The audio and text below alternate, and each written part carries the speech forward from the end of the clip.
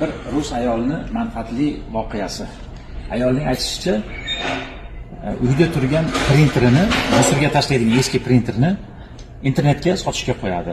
U printer ham emas, keraksiz faks bo'ladi. Hech kim olmasa kerak deb turgan joyida bir erkak kishi telefon qilib, shunaqa narsani sotishga qo'ydingizmi deb so'raydi. Ayol, "Ha, qo'ydim desa, siz bilmaysiz, meni qanchalik mushkulimni oson qildingiz" deb aytadi. Bu hayron qoladiki, bir musor narsa bo'lsa, uni nimasi bilan siz mushkulingizni oson qilaman desa, men bir korxonada ishlardim va o'sha korxonadan chiqishimda shu ayol eski faksni bo'ynimga qo'yishdi. U narsani chiqarib topa olmadim, lekin davlat narxida katta jarima qo'yishni aytishdi.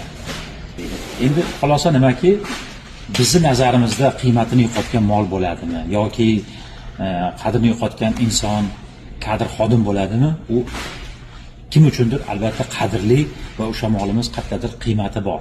Biz o'z nazarimiz bilan birovni baholashimiz noto'g'ri degan hikmat bor. Shunaqa salomat bo'lasiz.